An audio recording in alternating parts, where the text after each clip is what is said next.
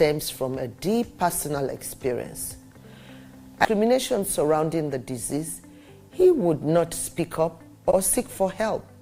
His death. Tuberculosis is an airborne disease that primarily affects the lungs, but can also impact other parts of the body.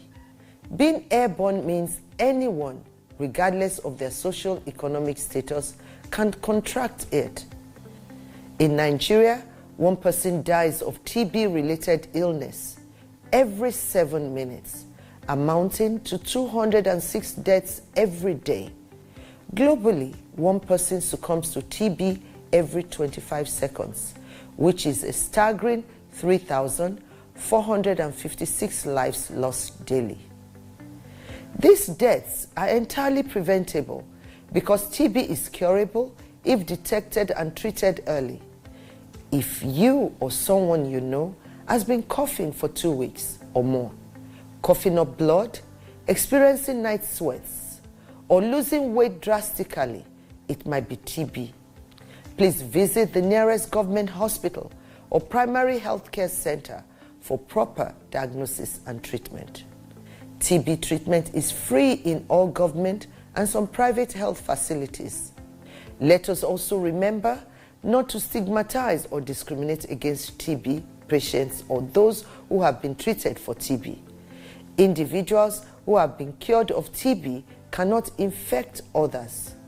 I call on all stakeholders, especially the private sector, to join us in the fight to end TB in Nigeria. Together, we can make a difference. Remember, TB anywhere is TB everywhere. End TB by 2030. Yes, we can.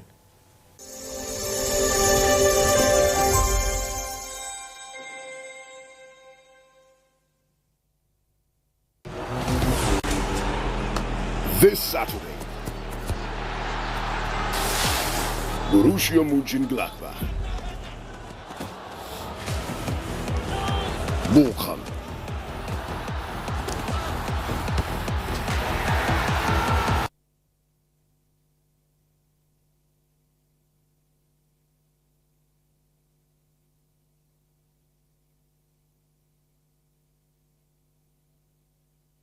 this Sunday, live on Sporty TV.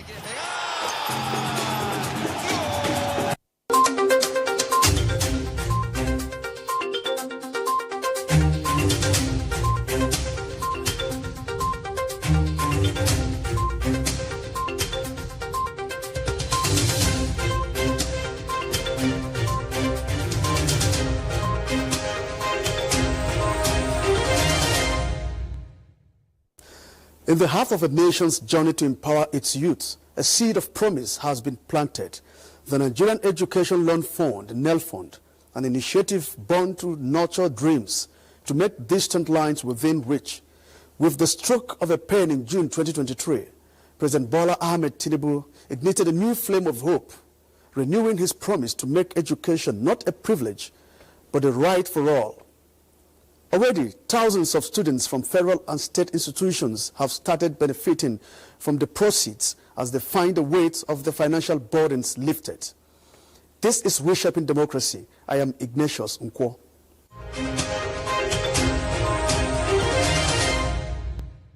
The managing director of this all-important Nigerian Education Loan Fund is on Reshaping Democracy to respond to citizens' requests for answers in the organization's quest to actualize its mandate. From Katsina State, so we are curious to know what informed the federal government's decision to create the student loan program. Well, thank you very much, Esther Philip. The situation that informed the introduction of this student loan fund, I think, is twofold. One is the dire need for Nigerians to be able to access tertiary education. The highest level of education anywhere in the world is tertiary, the tertiary level. For Nigerians to be able to take that final step so that they can consolidate their learning over the previous years to enable them to become the best that they can be. That opportunity, when it is not provided, causes a lot of problems in society. So it is about the provision of the opportunity. Not everybody wants the opportunity. Not everybody needs the opportunity, but it must be provided. It has two impacts. One is that it allows people to be able to attain the greatest heights if they want to and if they put in the work at that level. To be able to attain the greatest heights, not just in this society, but globally. The second thing is that the more people who are educated at the highest levels in any nation has an impact on the socio-economic positioning of that nation.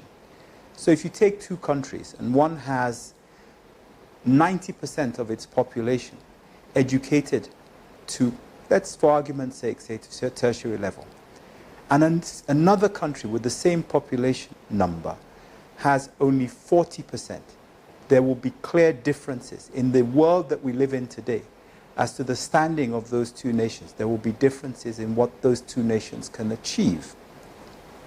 So to your question, Esther Phillip, what